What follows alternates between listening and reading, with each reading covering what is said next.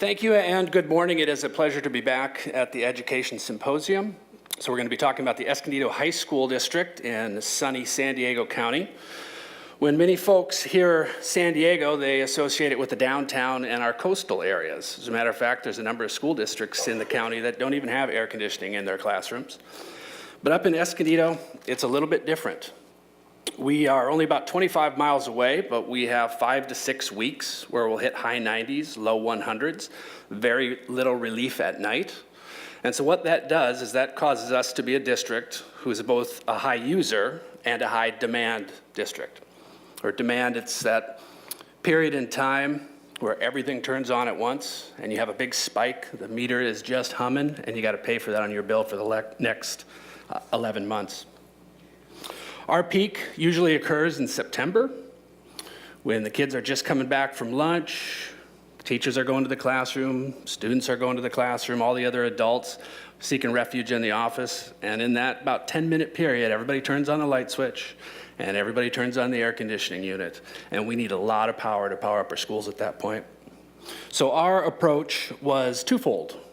Both reduce our usage and reduce that demand charge. And in our district, our demand is about 50% of our entire bill.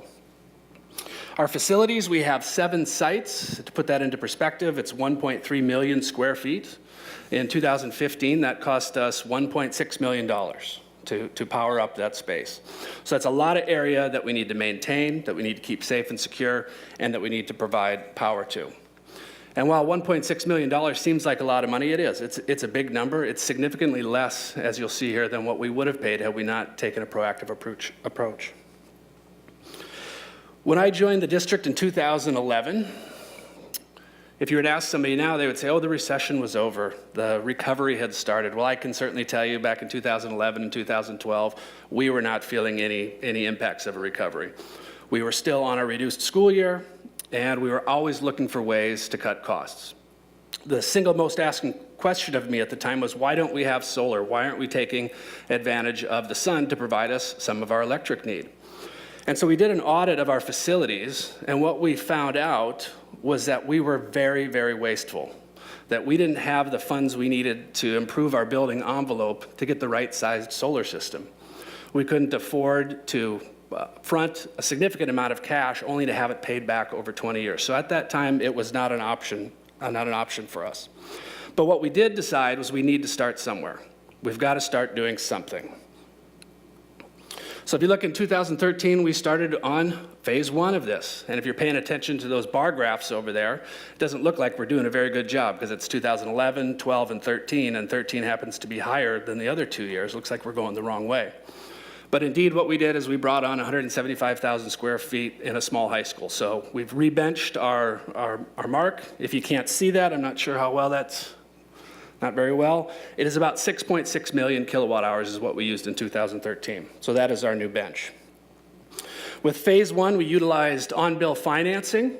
We replaced aging air conditioning units. We upgraded our lighting. We worked on building automation.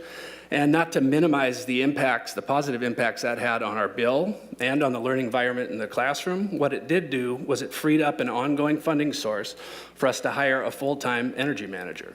So an individual whose sole job it is to go out into the organization and find waste and then come up with solutions on how to reduce your usage, how to reduce your demand, and how to eliminate waste.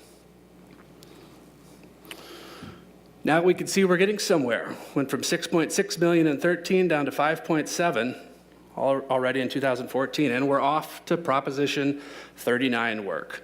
I saw your ears perk up over there. Second favorite Prop 39. We again moved into our interior and exterior lighting and upgraded our air conditioning units. But the big takeaway from this one was our partnership with Tesla and stationary battery storage. We were the first district in the state with an approved energy plan that included stationary storage, so it was pretty exciting for us down there. I continue to get a ton of questions. The first one is, so the batteries charge off your solar system? And of course the answer at our district is no. This was 2014, we didn't have solar, we had no idea if we were ever gonna be in a position to put solar in. So then they ask, well then how does just having batteries on your site save you any money? And there's 2 answers to that. One is there's a differential cost of electricity. At night, electric is cheaper than it is during the peak time of the day. So those batteries charge up at night, discharge into the system when the electricity is most expensive. That saves you about 3 cents a kilowatt hour right there.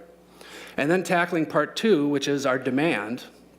Remember, these batteries now are coming on in the heat of the day, and when everybody turns on their air conditioning unit, instead of having to solely rely on the power company to provide us with electricity, there's some stored on your site that can reduce that demand. So it was pretty exciting for us. Now, 2015, from 6.6 million to 5.2 million, 21% reduction in usage. And it was time for us to look into solar. We spent the better part of 2015 rummaging through proposals, analyzing all the financial documents that went along with it, and we ended up contracting with SunPower in December for a 2.2 megawatt system that'll cover about 75% of our need. And while we had plenty of roof space available, we elected for carports. Carports not only are going to provide some power, but they also provide shade, and then they're going to be well lit in the night. So security was another thing that we were looking for. So 2016, we are not done yet. Phase 3 is planned for 2016, along with the commissioning of both solar and our battery storage. And one of the items that I'd like to point out in our 2016 phase is probably the least glamorous up there, and that's that field lighting meter split. This is what happens when you have somebody on your campus or somebody that's part of your organization who is just looking for waste. Our energy manager realized that one of our stadium lighting setups was hooked into our maintenance and operations meter. Maintenance and operations only uses about $3,000 worth of electricity a month, but that bill was closer to $11,000. Because now, when the lights turn on at night, it was setting a whole new demand charge for us that we had to pay for the next 11 months. So we came to a quick realization that this is something important for us to get in there, because as a matter of fact, it has less than 1 year that it'll pay for itself. So it was a big ad and very important to have somebody like that in your organization. So here's our usage and both our demand from 12 to 2015. I think those are pretty impressive numbers. And since we do track everything, one thing I know is that sometime this summer, it's either going to be in June or July, we will hit a total of $2 million in avoided costs through the measures we've taken. And when you think about that, $2 million is a big number over 3 years, but it's also greater than any 1 year's worth of utility bills. We've saved over a year's worth of utility bills in just 3 years. And we are really excited to see what these numbers look like when our solar comes on and when those batteries come on. It'll be exciting to see next year. So keys to success. You can't do this alone. At least I couldn't. Find an energy consultant, find a solar consultant, find a financial consultant.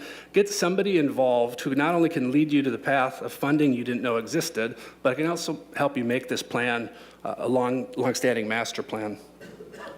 Building capacity within the organization, our energy manager has been a key person in this. He is up front in educating our teachers and our students, and he's the one whose eye is always on that meter. You have to target both your usage and your demand. Getting people to turn the lights off when they go home is great, but you're only fighting half the battle. If you're looking for ways to get started, look at your lighting and your thermostats. That'll take usage and demand off the table for you. You have to change the behavior within your organization. You can go out and buy the most energy efficient stuff that you can find on the market, but if it runs for 24 hours a day, 7 days a week, you're still wasting. And then get started somewhere. There's not a perfect time. There's not this window of opportunity that might have been missed. There's nothing that should prevent us from acting right now. Reach out for help for a consultant, and also keep in mind that by doing nothing, that costs you money as well. So I think we're up next here. Thank you.